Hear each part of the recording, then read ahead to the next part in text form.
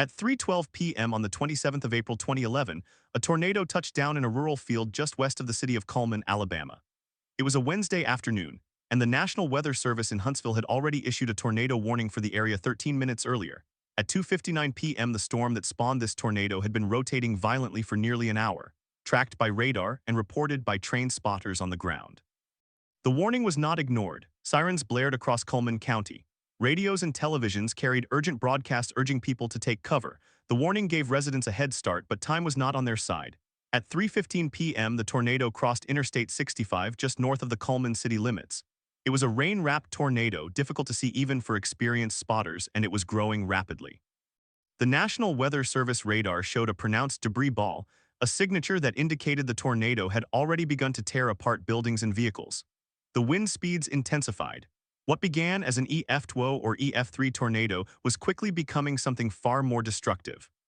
The storm cell itself was part of a larger outbreak, an unprecedented weather event that would ultimately spawn more than 340 tornadoes across the southeastern United States in a single 72-hour period. At 3:18 p.m., the tornado entered the southwestern edge of Cullman proper. Streets like Highway 31 and Olive Street Southwest were among the first to be hit. The tornado carved a path that was at its widest point 3/4 of a mile across. The damage was instant and catastrophic. Houses were flattened, trees were stripped of bark and snapped at the base. Cars were thrown hundreds of yards and wrapped around other structures. The roar of the wind was described by survivors as a freight train, a jet engine, a sound that did not let up for what felt like forever. Power lines snapped, transformers exploded, and the sky turned a sickly green-black. At 3:22 p.m., the tornado reached the historic downtown Cullman district. The central business district, with its brick storefronts and 19th-century architecture, was directly in the path. The tornado did not discriminate. The Cullman County Courthouse, a limestone structure built in 1901, was heavily damaged. The roof was torn off, windows were blown out, and the clock tower collapsed. The Cullman Museum lost its roof and sustained major water damage. Christ Lutheran Church, a landmark built by German immigrants, was reduced to rubble. Businesses that had stood for generations were gone in seconds. The debris field included not just wood and glass, but personal belongings, photographs, and pieces of people's lives scattered across 4 counties. At 3:27 p.m., the National Weather Service issued a tornado emergency for Cullman, a rare and urgent designation that means a confirmed violent tornado is imminent and likely to cause significant loss of life. By then, the tornado was at its peak intensity. Damage surveys later rated it as an EF4 on the enhanced Fujita scale, with maximum winds estimated at 190 miles per hour. The tornado continued moving northeast, exiting Cullman city limits around 3:35 p.m., but its destruction was far from over. It would go on to track for another 40 miles, crossing into Morgan County and eventually dissipating near the town of Union Grove. In total, the tornado was on the ground for 47 minutes, traveling a path of 47 miles. It killed 6 people in Cullman County and injured more than 60 others. Over 800 homes were damaged or destroyed. The economic cost was estimated at more than $200 million. How could this have happened? The question is not about why a tornado formed. Tornadoes are a natural part of Alabama's spring climate, and the meteorological conditions that day were extraordinary. A powerful low-pressure system combined with record-breaking warmth and moisture created an environment that was primed for violent supercell thunderstorms. What makes the Cullman tornado stand out is not the science of its formation, but the human story of its aftermath and the systems that existed to protect people from it. The National Weather Service had issued warnings with lead times that met, and in some cases exceeded national averages. The average lead time for a tornado warning in the United States in 2011 was about 13 minutes. In Cullman, many residents had 15 to 20 minutes of advance notice. The warning system worked, but warning alone does not guarantee safety. Not everyone had access to a shelter. Not everyone understood the urgency.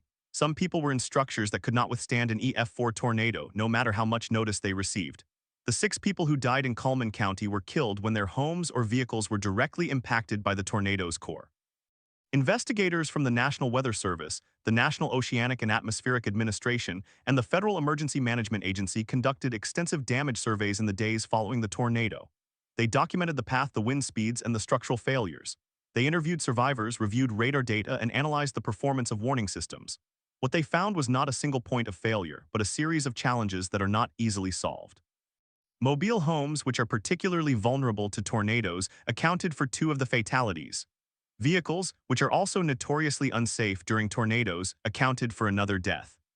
The remaining fatalities occurred in site-built homes that lacked basements or safe rooms. In the south, basements are rare due to high water tables and rocky soil. The lack of underground shelters is a long-standing problem that has no quick fix. The Cullman tornado also exposed gaps in communication. While the National Weather Service issued warnings, the dissemination of those warnings was not uniform. Some residents relied on outdoor sirens, which are designed to be heard outdoors and are not always audible inside buildings, especially if the building is insulated or if the occupants are asleep. Others relied on television or radio, but power outages knocked out broadcasts before the tornado arrived.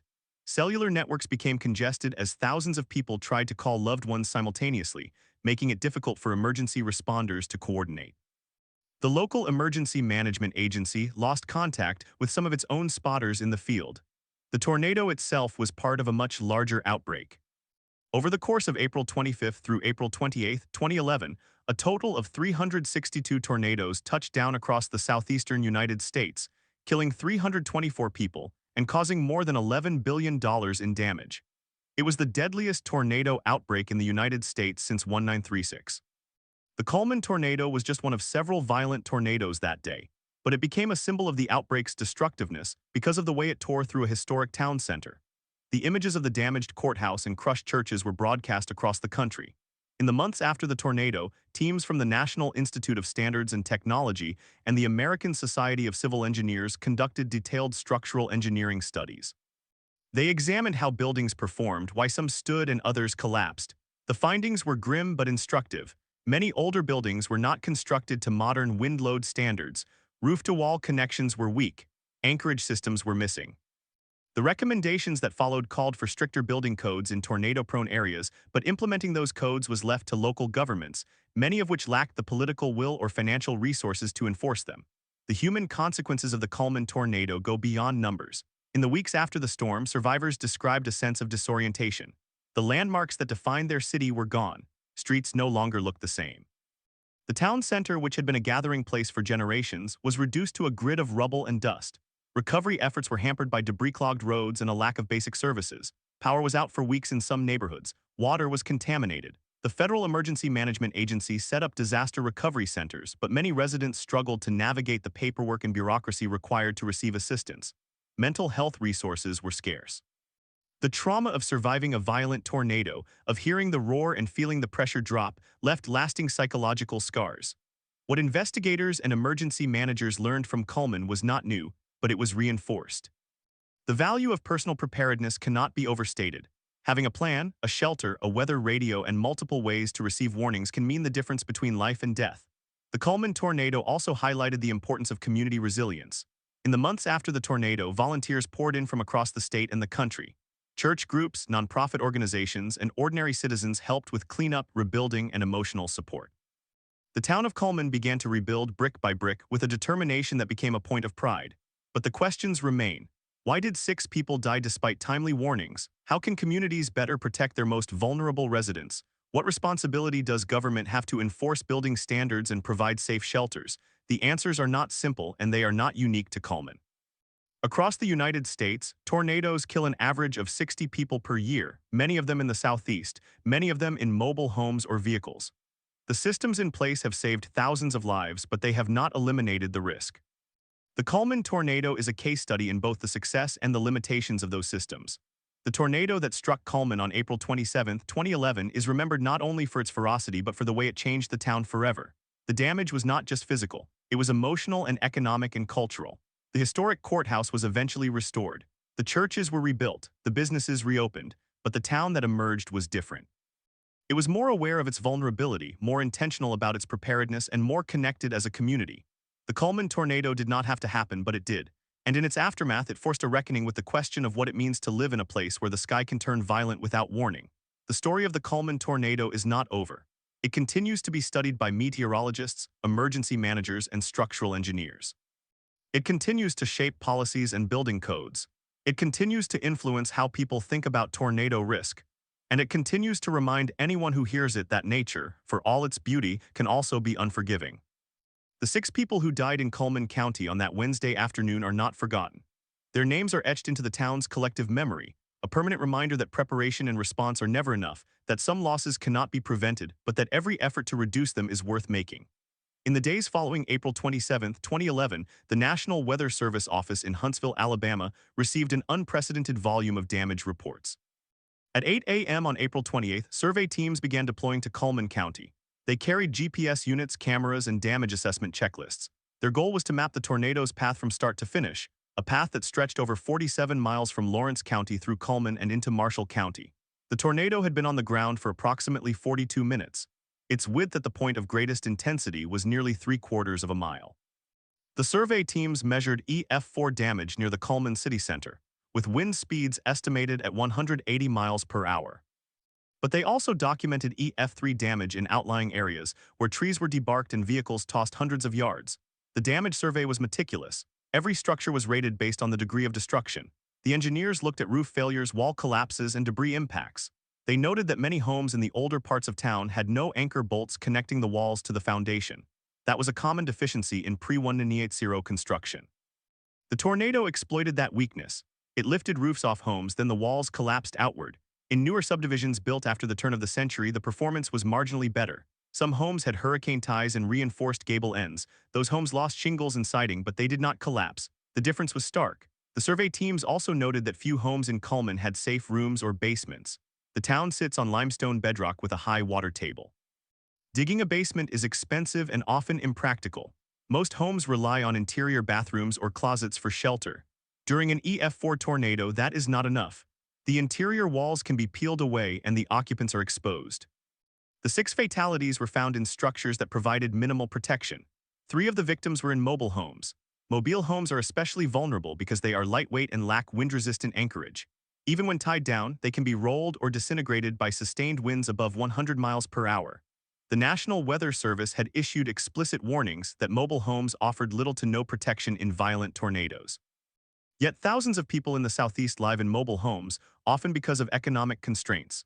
The Cullman tornado highlighted a cruel reality. The people most at risk from tornadoes are often those least able to afford safer housing. At 9:15 a.m. on April 29th, the Federal Emergency Management Agency established a joint field office in Montgomery, Alabama. The agency began coordinating with state and local authorities to provide assistance. The declarations of disaster were approved quickly. President Barack Obama declared a major disaster for 40 counties in Alabama on April 28th. That declaration unlocked federal funding for temporary housing, home repairs, low-cost loans, and crisis counseling. But the process was slow. Survivors had to register online or by phone. Some did not have internet access. Others had lost their phones. The National Response Framework designed to manage large-scale disasters was put to the test. The response was generally praised, but gaps emerged. In Cullman, the water system was damaged extensively. Boil water advisories lasted for 10 days. Without clean water, residents could not cook, clean, or flush toilets. The local hospital, Cullman Regional Medical Center, lost its primary water supply and had to bring in tanker trucks. The emergency generators ran continuously for nearly a week. The hospital staff worked double shifts. They treated dozens of people with cuts, bruises, and fractures.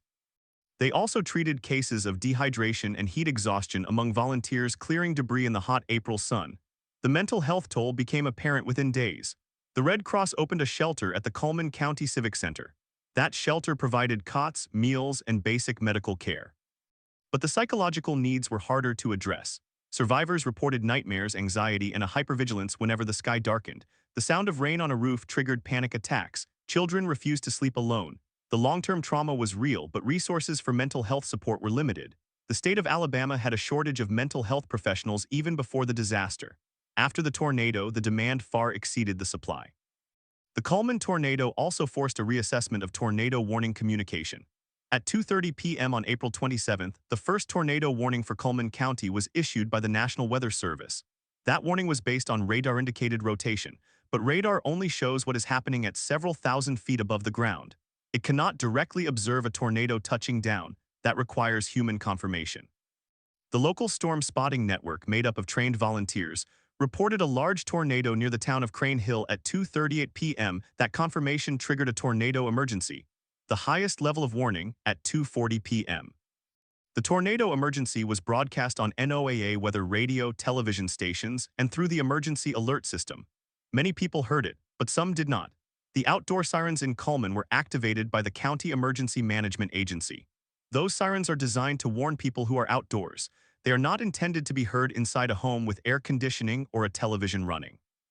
Moreover, the sirens in some parts of the county did not function because the tornado itself had already taken out the power. The backup batteries lasted only a few minutes. In other parts, the sirens were not designed to sound a continuous tone for the full duration of the warning. They cycled on and off. People who were indoors and asleep at 2:40 p.m., and there were many because the tornado struck during the afternoon when some people were napping or working night shifts, may never have heard the warning at all. The National Oceanic and Atmospheric Administration later studied the effectiveness of outdoor sirens across the southeast. The study found that sirens alone are unreliable. They are best used as a supplemental warning source, not the primary one. The gold standard, according to meteorologists, is a combination of a weather radio, a smartphone app with wireless emergency alerts, and a television or radio receiver with a backup power source. But that assumes that the individual has access to all those technologies, that they are all working, and that the person is awake and alert when the warning is issued. In Cullman, many residents did have weather radios, but the radios were set to alert only for their county. Tornado crossed county lines quickly. Some residents in Marshall County received no warning until the tornado was already upon them. At 3 p.m. on April 27th, the Cullman tornado was still on the ground, moving northeast at 35 miles per hour. It crossed into Marshall County and struck the small community of Union Grove. There it destroyed a church and several homes. The pastor of the church later said he had been watching the radar on his phone and saw the hook echo approaching. He rushed his family into a small interior bathroom. They survived, the church did not. The tornado then continued into the town of Grant. It struck a mobile home park. 2 people died there. The total death toll across Marshall County was 4. The tornado finally dissipated at approximately 3:18 p.m. near the town of Guntersville on the shores of Lake Guntersville. By that time, it had crossed 3 counties and left a trail of destruction that would take months to clean and years to rebuild. The meteorological conditions that produced the April 27th outbreak were extreme. The Storm Prediction Center in Norman, Oklahoma, had issued a moderate risk of severe weather for the region on April 26th. By the morning of April 27th, that risk was upgraded to a high risk, the highest category. The Storm Prediction Center noted that the atmosphere was extremely unstable, with high humidity, strong wind shear, and a powerful jet stream overhead. These are the ingredients for long-track violent tornadoes. The Storm Prediction Center issued a particularly dangerous situation tornado watch at 11:20 a.m. on April 27th. That watch covered all of northern Alabama. It warned that strong, long-track tornadoes were likely. That watch was accurate. Over the next 8 hours, dozens of tornadoes touched down across the state. The outbreak was not a surprise to meteorologists, but the sheer number of violent tornadoes and their duration overwhelmed the response systems. Multiple tornadoes were on the ground simultaneously. The National Weather Service offices in Huntsville and Birmingham were issuing warnings as fast as they could, but the radar could not track every rotation at once. Some tornadoes formed so quickly that there was only a few minutes of lead time. In Cullman, the lead time was roughly 15 minutes. That is considered a successful warning, but 15 minutes is not enough to drive to a shelter if you do not have a car or if the nearest shelter is miles away. 15 minutes is not enough to reinforce your home. 15 minutes is not enough to stop a tornado. What it is enough for is to move to a safe room if you have one, to get into a bathtub with a mattress over you, or to head to a basement. But if you lack any of those options, 15 minutes is just a countdown. After the disaster, the question of building codes became a political issue in Alabama. The state had no mandatory statewide building code for residential construction. Local governments could adopt codes, but many did not. In Cullman, the city had adopted the International Residential Code in 2006, but enforcement was limited. The county had no building code at all for unincorporated areas. That meant that many of the homes destroyed in the rural parts of the county were built with no engineering oversight. The wind loads they were designed to withstand were unknown. After the tornado, advocacy groups pushed for stricter codes. The Alabama legislature considered a bill that would require all new homes to meet the International Residential Code for wind loads. The bill faced opposition from homebuilders and property rights advocates. It did not pass. In 2012, the National Institute of Standards and Technology released a report on the outbreak, which recommended that states in tornado-prone regions adopt and enforce modern building codes. The report also recommended that mobile home parks be required to provide storm shelters. That recommendation was based on the fact that mobile homes are inherently unsafe in tornadoes. The report noted that mobile home parks in the Southeast had disproportionately high numbers of fatalities during the 2011 outbreak. Despite the recommendation, few changes were made. The mobile home industry argued that the cost of installing community shelters was prohibitive. The responsibility was left to individual park owners and residents. The Cullman tornado also had a significant economic impact. The town's historic downtown, which included the courthouse and several 19th-century buildings, was damaged severely. The cost of repairing the courthouse alone was over $10 million. The city lost property tax revenue. Many businesses were closed for weeks, some never reopened. The unemployment rate in Cullman County spiked in the months after the tornado. The local economy, heavily dependent on small businesses and agriculture, was shaken. The recovery was slow. Federal loans and grants helped, but the paperwork was burdensome. Some business owners reported waiting over a year for payments. The psychological toll of economic uncertainty compounded the trauma of the storm. Families that had lost their homes also lost their livelihoods. The spiral effect was undeniable. In the years that followed, the town of Cullman undertook a deliberate effort to rebuild in a way that honored the past while improving resilience. The historic courthouse was repaired with modern structural reinforcements. New buildings in the downtown area were constructed with wind-resistant materials. The city installed backup generators for the water system. The County Emergency Management Agency purchased a new siren system that could be activated remotely and had battery backups. The community also invested in weather education. The local schools began conducting tornado drills more frequently. The National Weather Service trained additional storm spotters. The Cullman County Emergency Management Agency started a text messaging alert system. These changes did not prevent another tornado from striking. On March 2, 2012, another tornado rated EF2 touched down in Cullman County. It injured several people and damaged homes, but no one died. The improvements had helped. But the deeper question remains unanswered. Why do tornadoes in the Southeast kill disproportionately more people than tornadoes in the Great Plains? The answer is partly demographic, partly structural, and partly cultural. The Southeast has a higher population density than the Plains. It has more mobile homes. It has more nighttime tornadoes. It has a more vulnerable tree cover that creates debris hazards. It also has a longer tornado season, and it has fewer basements. The Cullman tornado embodied all these factors. Struck at mid-afternoon, which is better than night, but the people who died were in structures that offered little protection. The warnings were timely, but the protection was absent. That is a system's failure, not of prediction, but of prevention. The story of the Cullman tornado is not a story of negligence. It is a story of limits, the limit of radio signals to reach every ear, the limit of building codes to be adopted and enforced, the limit of individual resources to afford a safe room, the limit of a community to absorb a disaster and emerge unchanged. The 6 people who died were not ignored, they were remembered. Their names were read at memorial services, printed in newspapers, and carved into a monument that now stands at Cullman City Park. The names are Jeanine Burchard, age 41. Sheila Burchard, age 57. James Cates, age 65, Brenda Hovater, age 58, Kenneth Mayfield, age 60, and Betty Wright, age 67. They were neighbors, parents, grandparents. They were residents of a town that did its best to warn them. But on that Wednesday afternoon, the tornado did not care about their efforts. It did not care about the sirens or the radar or the training. It only cared about the physics of the atmosphere. And in that collision between human systems and natural forces, 6 people were lost. The Cullman tornado remains a case study in the challenge of living with extreme weather. It shows that warnings are only as effective as the infrastructure that supports them. It shows that building codes save lives, but only when they are mandatory and enforced. It shows that community resilience is built before the disaster, not after. And it shows that no amount of science can eliminate the fundamental vulnerability of being human in the path of a storm. The town rebuilt, but the memory of April 27, 2011 does not fade. Every time the sky darkens, every time the wind picks up, every time the tornado warning siren sounds, the people of Cullman know what can happen. They have seen it, they have lived it, and they know that the next tornado could come at any moment. The only defense is preparation, education, and the collective will to protect one another. That is the lesson of Cullman. The Cullman tornado did not occur in isolation. It was one of 358 tornadoes that touched down across the United States during the 4-day outbreak from April 25 to April 28, 2021. On April 27th alone, 219 tornadoes were confirmed. That single day produced more than half of all tornadoes in the outbreak. It also produced the majority of the fatalities. The National Weather Service later described the event as a super outbreak, a term reserved for only the most extreme sequences. The previous super outbreak was in 1974, which killed 315 people. The 2011 outbreak killed 324. In terms of sheer number of strong tornadoes, 2011 exceeded 197. It was the deadliest tornado outbreak in the United States since modern record-keeping began. What happened on April 27th was the result of a specific atmospheric setup. A strong upper-level trough moved across the Mississippi Valley. A powerful jet stream aloft provided the wind shear necessary for rotation.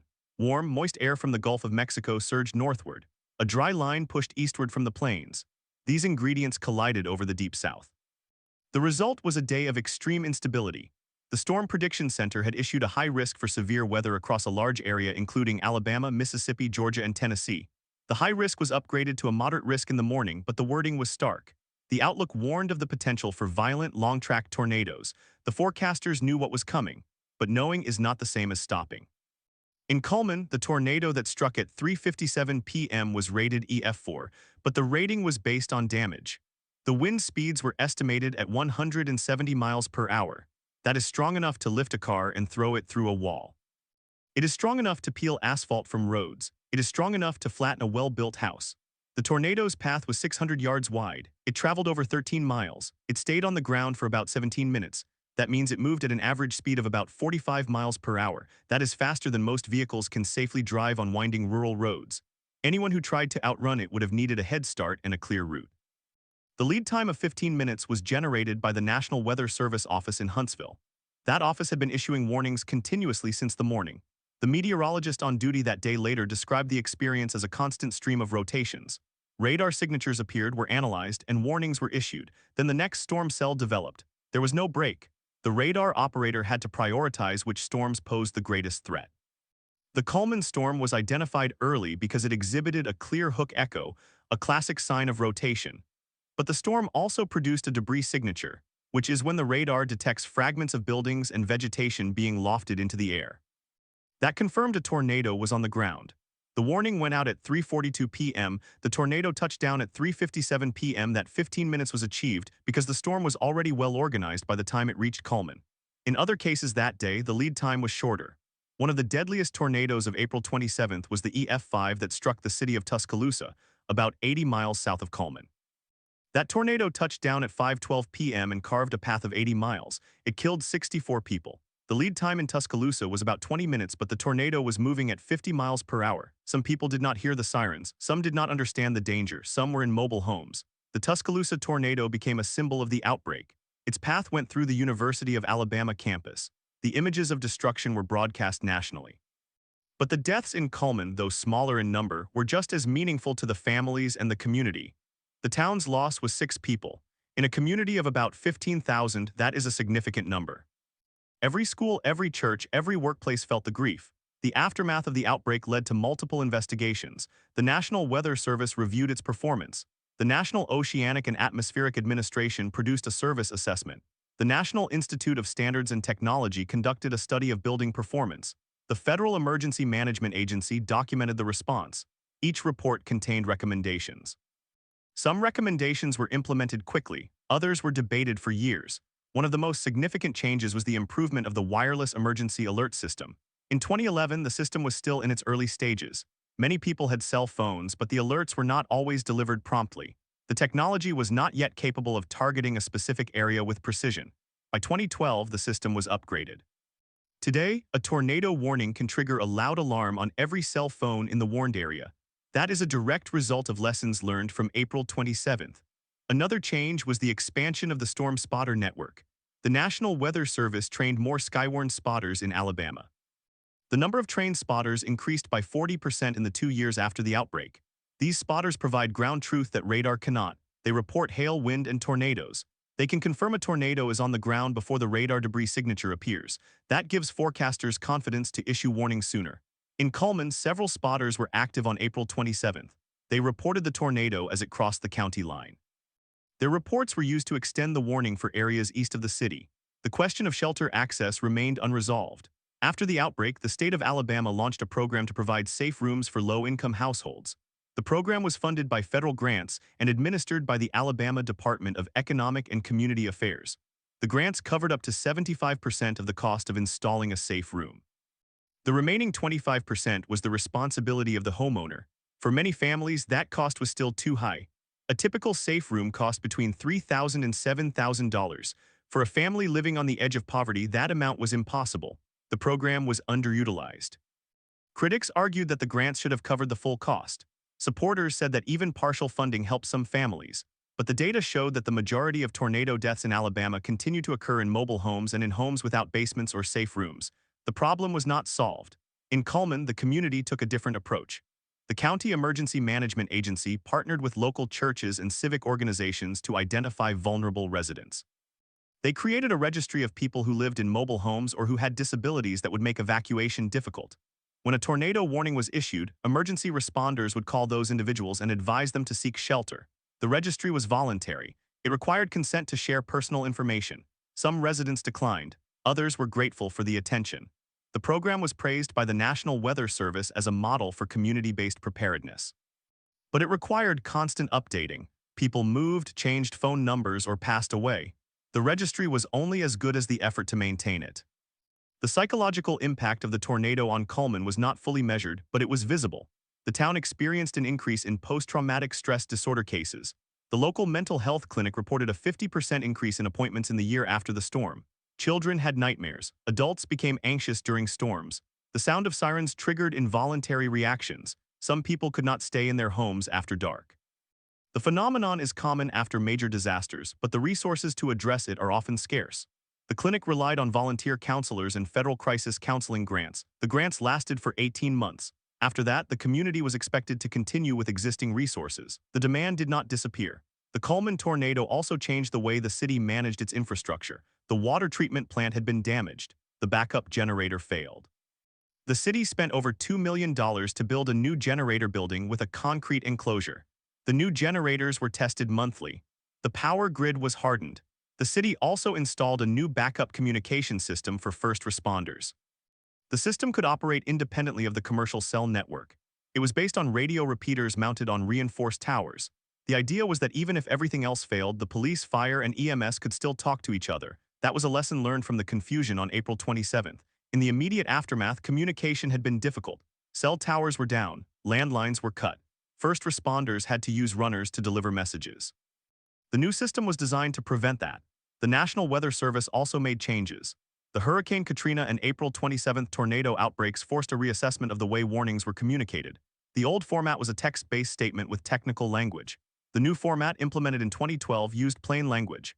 The warnings now included specific impact statements such as "This is a life-threatening situation" and "Seek shelter immediately." The goal was to eliminate ambiguity. The Cullman tornado warning had been issued in the old format. The wording was, "A tornado has been spotted in the vicinity of Cullman. Take cover immediately." That was clear, but some people still did not act. The new format added urgency by specifying the exact threat.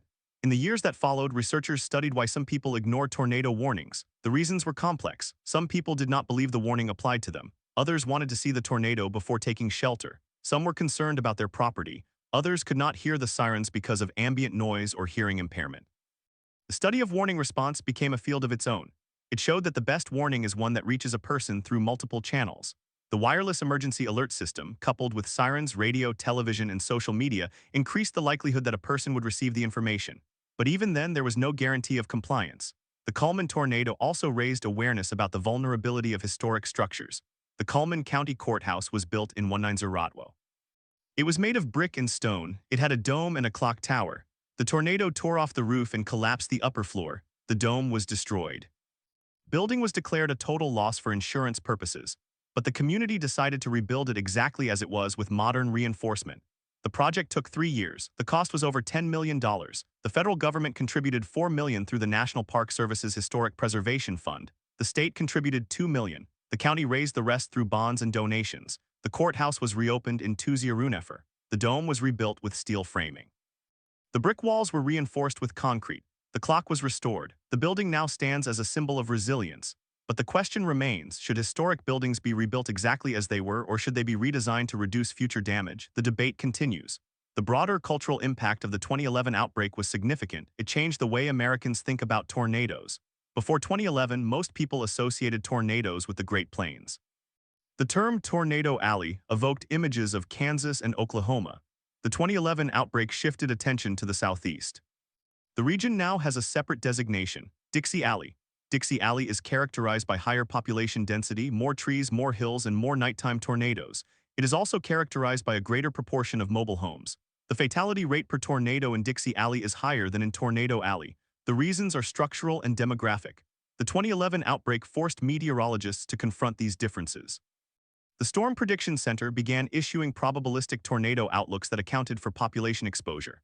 The National Weather Service developed new forecast tools to predict the likelihood of violent tornadoes. The research led to a better understanding of storm mode. It was discovered that tornadoes in high shear, low instability environments, common in the southeast, are often rain-wrapped and difficult to see. That makes them deadlier because people cannot visually confirm the threat. Cullman sits in the heart of Dixie Alley. The town has been hit by tornadoes before. In 1904, a tornado killed 3 people. In 1974, a tornado destroyed several homes, but nothing compared to April 27th. The storm that day was not just a tornado. It was a test of the entire social and infrastructural system. The system performed well in some areas and failed in others. The failures were not due to incompetence. They were due to the inherent difficulty of protecting people from forces that are stronger than anything humans can build. One of the most poignant stories from Cullman involved a family of 5 who had built a safe room in their backyard. They had heard about the risk after the 1974 outbreak. The father was a carpenter. He dug a hole, poured concrete walls, and installed a steel door. The safe room was 8 feet by 10 feet. It had ventilation and a battery-powered radio. On April 27th, the family went into the safe room when the sirens sounded. They heard the tornado pass overhead. They felt the wind the safe room held. When they emerged, their house was gone. They had nothing left but the clothes on their backs. But they were alive. That is the promise and the limit of safe rooms. They do not prevent damage, they prevent death. Not everyone had the resources to build a safe room. The 6 people who died in Cullman were not irresponsible. They were in structures that could not withstand an EF4 tornado. The mobile homes in which some of them lived were never designed to survive such forces. The building code did not require them to be. The mobile home industry had long argued that stricter codes would make homes unaffordable. After the outbreak, the U.S. Department of Housing and Urban Development did issue new federal standards for manufactured homes. The standards required stronger tie-downs and more robust framing. But the standards did not apply retroactively. The homes that already existed were still vulnerable. The residents of those homes had to choose between living in a known risk or moving to a safer but more expensive home. Many could not afford to move. The economic inequality that preceded the tornado was exacerbated by it. The poorest neighborhoods in Cullman were the hardest hit. The tornado did not discriminate by income, but the ability to recover did. Wealthier families had insurance. They had savings. They had the ability to hire contractors. Poorer families relied on FEMA assistance, which was often slow and insufficient. The disaster revealed the fault lines in the community. Those fault lines were not new. They had been there for generations. The tornado simply exposed them. In the years since, Cullman has tried to address those fault lines. The city created a housing rehabilitation program that provided low-interest loans to repair homes damaged by the tornado. The program was funded by the Community Development Block Grant Program. It helped about 50 families, but the need was greater. The wait list was long. The program ended when the grant money ran out. The city also formed a nonprofit organization called Cullman Strong, which raised money for mental health services and emergency preparedness. The organization held annual tornado awareness events. It distributed weather radios. It trained volunteers. It kept the memory of April 27th alive. The National Weather Service in Huntsville now hosts a tornado safety workshop every spring in Cullman. The workshop is free and open to the public. It covers shelter options, warning systems, and how to build a safe room. Attendance has been steady, but the people who attend are often the ones who already take precautions. The challenge is reaching those who do not. That is a challenge that no amount of workshops can fully solve.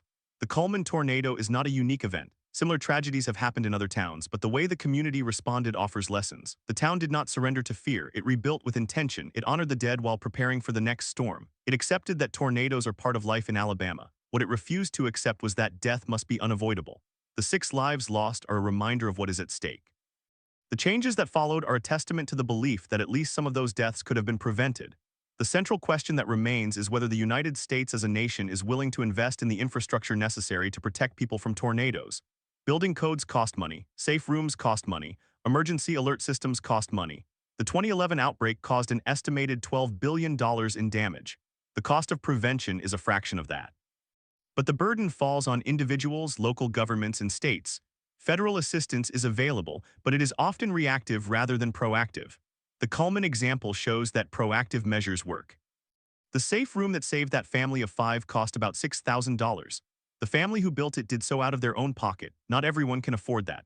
The story of the Cullman tornado is ultimately a story of choices. The choices of where to live, how to build, what to prioritize. The tornado itself had no agenda. It was a natural phenomenon, but the deaths were not purely natural. They were the result of human decisions layered onto a natural event. The warnings were issued.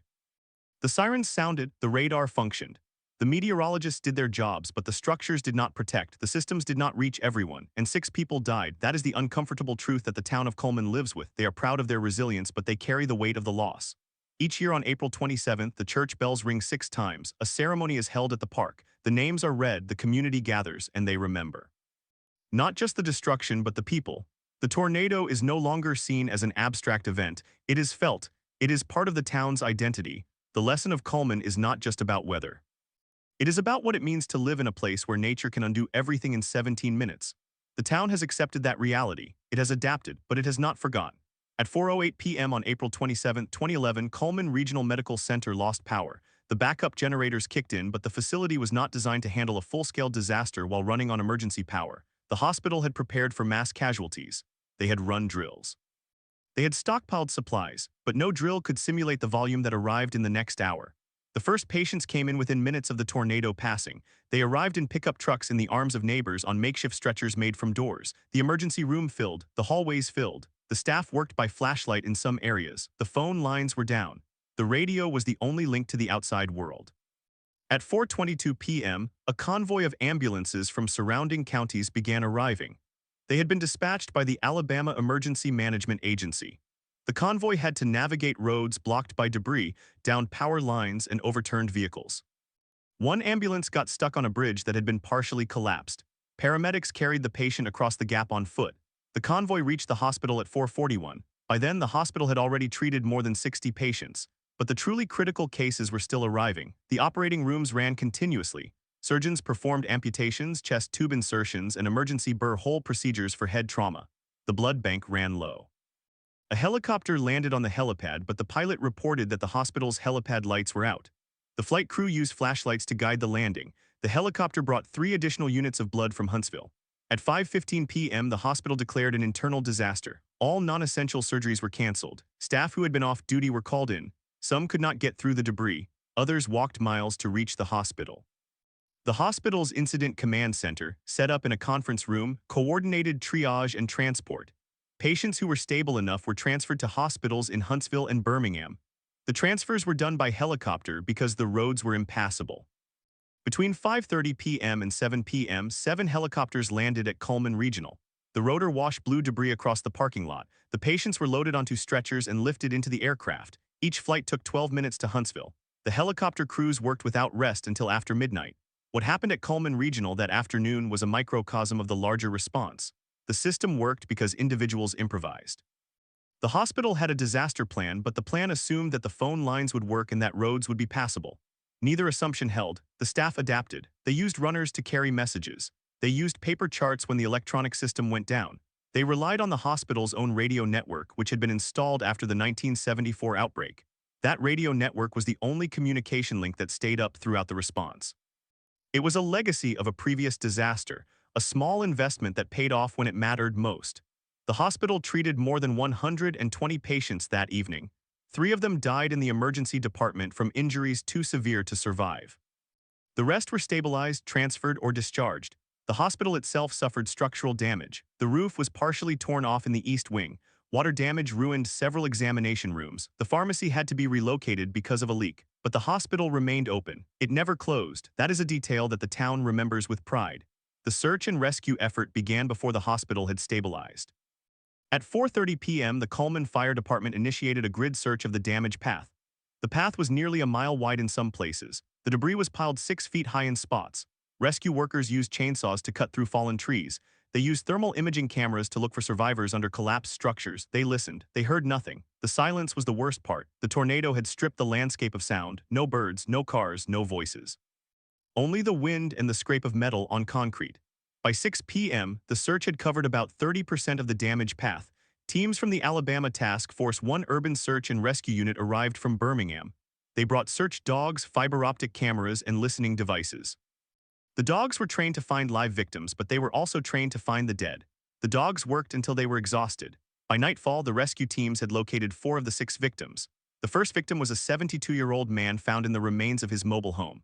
The second was a 59-year-old woman found in a ditch 100 yards from her home. The third was a 43-year-old mother found in her living room still holding a child. The child was dead as well. The fourth was a 31-year-old man found under a collapsed garage. The search continued through the night under portable lights. The 5th and 6th victims were found the next morning. The National Weather Service survey team arrived in Cullman on April 28th. They began walking the damage path at 8 a.m. The team consisted of 2 meteorologists and a damage assessment specialist. They carried GPS units, cameras, and measurement tools. They documented every structure, every tree, every vehicle that had been moved. They classified damage using the enhanced Fujita scale. They found evidence of EF4 damage: a church completely leveled with its anchor bolts pulled out of the foundation, a brick home swept clean with only a slab remaining, a pickup truck wrapped around a tree trunk. The survey team measured the path length at 12 miles and the maximum width at 800 yards. The tornado had been on the ground for approximately 17 minutes. It reached a maximum wind speed of 180 miles per hour. The survey team also noted something unusual. The tornado had exhibited multiple vortices at certain points. Those subvortices had caused narrow swaths of extreme damage within the broader path. The team found a house that had been obliterated while a house next to it had only minor roof damage. That pattern was consistent with multiple vortices, where the strongest winds are concentrated in small, rotating columns. The phenomenon is well known in tornado science, but rarely documented in such detail. The survey data from Cullman became part of a larger study on the structure of violent tornadoes. The study later led to improvements in radar algorithms that can detect the presence of multiple vortices. That detection can give forecasters a few extra minutes of lead time because tornadoes with multiple vortices are often more intense and more erratic. The survey team completed their assessment by the afternoon of April 29th. Their report was filed with the National Centers for Environmental Information. The Cullman tornado was officially classified as EF4. It was one of 4 EF4 tornadoes in Alabama that day. Total death toll from the 2011 outbreak in Alabama was 247. Cullman accounted for 6 of those. The numbers are small relative to the scale of the outbreak, but the numbers do not capture the aftermath. The survivors lived with injuries, loss, and trauma. The 6 families lived with empty rooms. The town lived with a scar that would not fade. In the months after the tornado, the Federal Emergency Management Agency set up a disaster recovery center in Cullman. The center was located in a former hardware store on 2nd Avenue. It was open 6 days a week. Residents could apply for assistance, get help with insurance claims, and receive crisis counseling. The center processed more than 4,000 applications. The average payout was $5,000. That was enough to cover basic needs for a few weeks, but not enough to rebuild a home. The real rebuilding came from community fundraising. The Cullman Community Foundation raised more than $2 million for long-term recovery. The money was distributed through a case management system that matched families with contractors, suppliers, and volunteers. The process took years. Some families never returned. They moved away. They could not bear to live in a place where the sky had turned black and the wind had taken everything. The question of why 6 people died in Cullman despite warnings has been studied by emergency management experts. The answer is not simple. 2 of the victims were elderly and lived alone. They did not have a car. They could not drive to a shelter. 1 victim was in a mobile home that had no tie-downs. The mobile home was lifted off its foundation and thrown into a pond. The victim was found in the pond. 1 victim was in a house that had a basement, but the basement door was blocked by debris. The victim could not reach the basement in time. 1 victim was in a vehicle driving home from work. The tornado struck as the driver was turning onto County Road 33. The vehicle was thrown into a field. The victim was ejected. 1 victim was a child who was home alone. The child's parents were at work. The child did not know what to do. The child hid in a closet. The closet was on the 2nd floor. The 2nd floor collapsed. These are not stories of neglect. They are stories of circumstance. The warnings were issued, but the warnings could not change the fact that the victims lived in vulnerable structures, had limited mobility, or were caught in the wrong place at the wrong time. The emergency management system in Cullman performed as well as any system could, but the system cannot eliminate vulnerability. It can only reduce it. And reducing vulnerability requires resources that not every community has. After the 2011 outbreak, the state of Alabama created a voluntary safe room rebate program. The program provided up to $3,000 to homeowners who installed an approved safe room. The funding came from a federal hazard mitigation grant. The program was popular.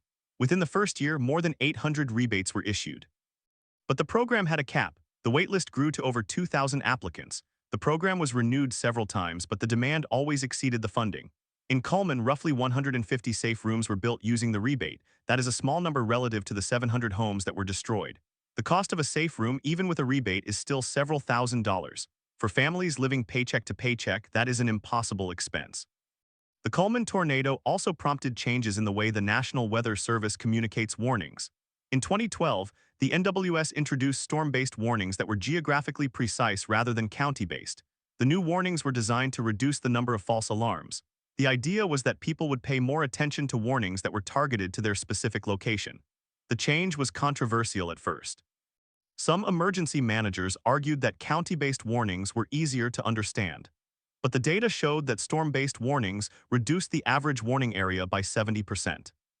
That meant fewer people were warned unnecessarily, and those who were warned were more likely to take action. The Cullman tornado was used as a case study in the development of the new system.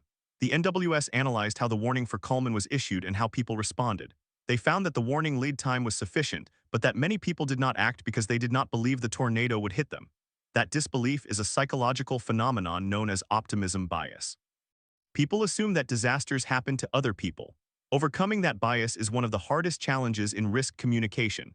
The town of Cullman has become a living laboratory for understanding how communities recover from catastrophic tornadoes. Researchers from the University of Alabama and Auburn University have conducted longitudinal studies on the mental health of survivors. They found that rates of post-traumatic stress disorder and depression were elevated for at least 3 years after the tornado. The effects were strongest among those who lost loved ones or who were trapped in debris. The researchers also found that social support was the most important protective factor. People who had strong family and community networks recovered faster than those who did not. The church networks in Cullman played a critical role. The churches organized meal trains, childcare, and financial assistance.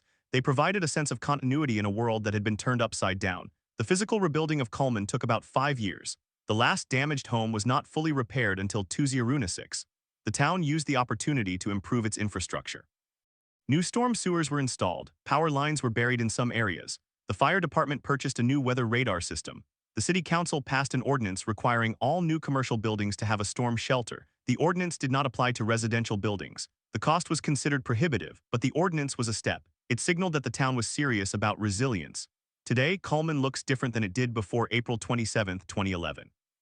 The tree canopy is thinner. The skyline is lower in the parts that were hit hardest, but the town is still there, the people are still there, the memory is still there.